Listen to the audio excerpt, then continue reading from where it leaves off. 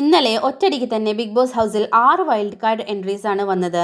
എല്ലാവരും social media പ്ലാറ്റ്ഫോമിൽ ഉള്ളവരെ തന്നെ.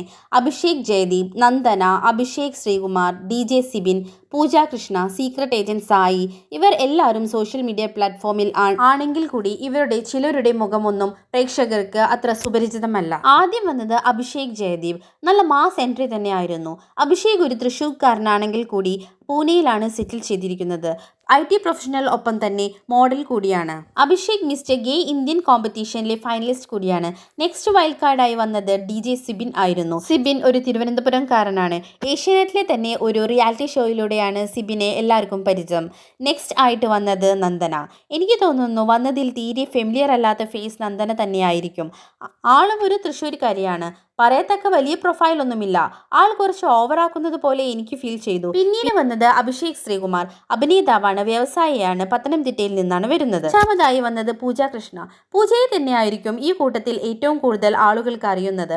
ആൾ സോഷ്യൽ മീഡിയയിൽ ആങ്കറാണ്. And she's also from Thrissur. അവസാനമായി വന്നത് സായി കൃഷ്ണ ഫ്രം മലപ്പുറം. സായി എന്നതിനേക്കാൾ സീക്രട്ട് ഏജന്റ് എന്ന് പറയുന്നതാവും എല്ലാവർക്കും പരിചയം. സായി BDS പൂർത്തിയാക്കിയ ഒരാളാണ്. സോഷ്യൽ മീഡിയയിൽ സജീവമായി നിൽക്കുന്ന ഒരാൾ കൂടിയാണ്. അപ്പോൾ ഇവരാണ് ആ 6 വൈൽഡ് കാർഡ് എൻട്രികൾ. ഒറ്റയടിക്ക് ഇത്രയധികം വൈൽഡ് കാർഡ് എൻട്രികൾ നടത്തിയിട്ട് ഒറ്റയടിക്ക് ഒരുപാട് എലിമിനേഷനും ഉണ്ടാകുമോ? കുറേ ആക്റ്റീവ് അല്ലാത്ത കണ്ടസ്റ്റൻസ് ബിഗ് ബോസ് ഹൗസിൽ നിന്നും പറഞ്ഞു വിടുമോ എന്ന് കണ്ടറിയാം. അങ്ങനെ നടക്കാനും സാധ്യതയുണ്ട്. For more videos share and subscribe my channel.